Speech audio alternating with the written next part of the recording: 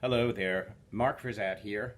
I'm an opera director, I'm an acting coach, I'm an acting teacher at the Vanessa School of Music in Manhattan. I have a private acting studio in Manhattan, and I'm also an actor, a member of the American Theater of Actors Ensemble.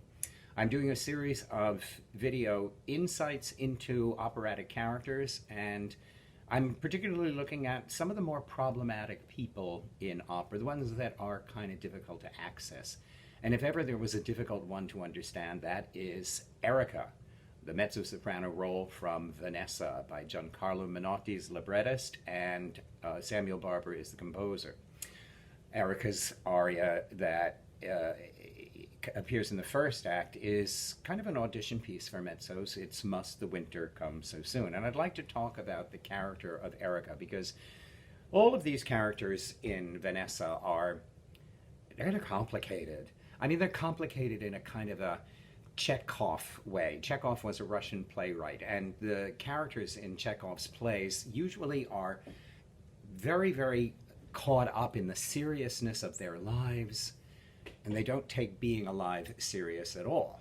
There's a lot of drama within each one of them, and Lord knows there's a lot of drama in Vanessa. Vanessa is Erika's aunt, and Vanessa lives with her grandmother, the Baroness, which tells me right away we're not in America because we don't have aristocratic titles. Baron Scarpia in Tosca's Rome, the Barone in Violetta's Paris in La Traviata, but we don't have American barons and baronesses, so we've got to be in Europe somewhere. And it's mentioned in the opera that they live in a very remote place, but they also live in a big mansion. I mean, these people are independently wealthy. The opera opens with Erika conveying to the major domo what the menu for tonight's dinner is going to be. And very elaborate, complicated meals that she's ordering with her aunt's approval. And it turns out, okay, the background of the story is Vanessa fell in love with a man named Anatole 20 years ago, and he never showed up when she was expecting him for dinner. And she recreates this ritual every single night. She sends one of the servants with a carriage, or in this case, because it's going into winter, with a sleigh, into the town to fetch Anatole for dinner. 20 years of this. Meanwhile, dinner is laid, candles are lit, flowers are arranged every single night. It's the same ritual. How does Erika fit into all of this? We definitely get the idea that she's, younger than Vanessa, certainly, and she seems to be almost like a prisoner in this house. I was working with a mezzo-soprano on the aria the other day, and we got to talking about, like, where do you suppose she came from? And what we put together, because I find it very, very constructive to actually listen to what the singer has to tell me about the characters that they sing, we came up with she was probably in a boarding school, and the singer volunteered that it's possible that she did something wrong while she was in the boarding school. And she was sent to live in this austere household with her aunt and her grandmother. And I get the idea that whatever it is that Erika did, she is very much being held here. When Anatole finally shows up for dinner, he's the son of the original Anatole. And Vanessa doesn't recognize him and freaks out and leaves Erika alone with Anatole. And Anatole talks about how his father lost all of his money in dreams and that his mother slowly poisoned his father. And Anatole says, now I can only drink the wine that belongs to other people. And he invites Erika to join him for dinner. And as they sit down, he takes her hand, and the curtain closes. And then we go to scene 2, where Erika is explaining to her grandmother that She was showing Anatole to his room last night when he invited her in, and they slept together. Okay. So my singer said to me, she's so trapped in this place. She seems to be being punished.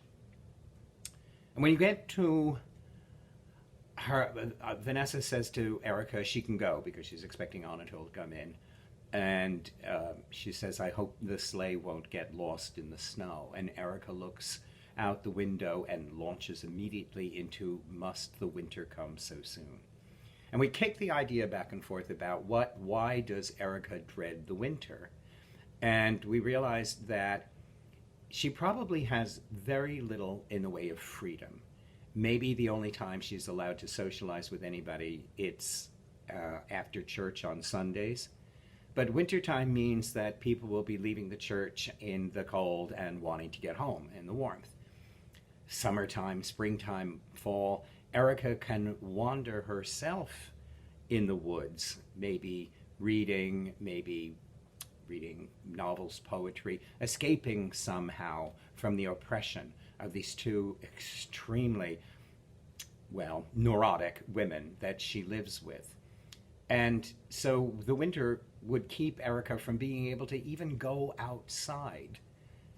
And so the dread of winter coming so soon for her turns into her thinking about the deer who wander in the woods weeping, the owl hooting from his house of brittle bark. And we got into talking about what did that mean? Does she identify with the animals? And we definitely came up with the conclusion that, sure, because the deer when it isn't winter have all kinds of abundance of things to eat.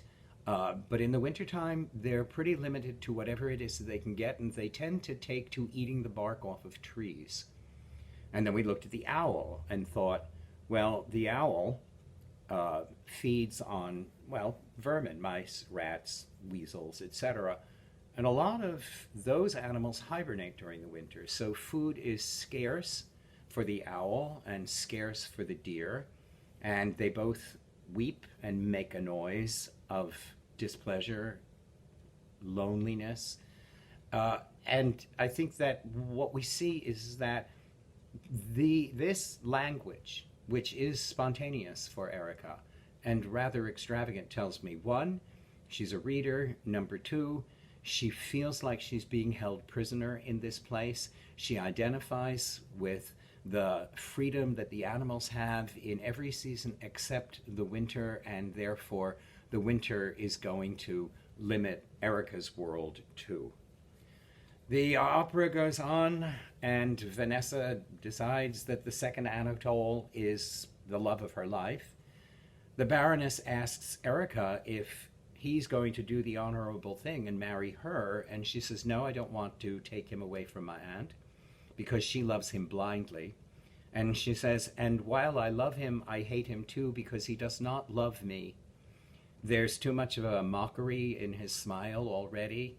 Anatole tells her after this exposition to her grandmother that he'd be perfectly happy to marry her and take her away from all of this, and what wonderful times they would have traveling together on Erika's money.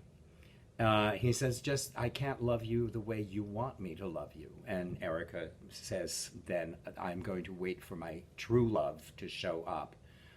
As I said, they're very, very trapped, very, very neurotic. I think Anatole is the only person that makes any sense to me because he's perfectly aware of what he's doing and why he's doing it. Erika discovers that she's pregnant at the reception after the wedding party.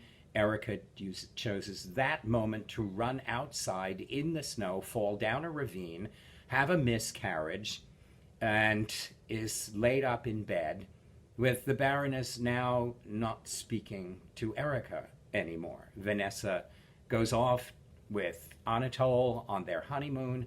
Erika covers up all the windows, mirrors again, as Vanessa had, sits down and says to her grandmother, who is not speaking to her, now it is my turn to wait. So a self-made prisoner at last, unable to face the reality of the world. Erika's a tough one, but I think what we're seeing is that she came from a place where she had freedom, wanted freedom, could do what she wanted to do, messed up somehow, and is now living as a prisoner in her aunt's house and will live the rest of her life there. So, if that interests you, then what I'd like you to do is get in touch with me, go to my webpage, contact me, ask me anything that you like about any of your characters that you're struggling with or you'd like some more insight, and I'll be very, very happy to post another operatic insight on YouTube very, very soon. Take care. Thanks for watching. Bye.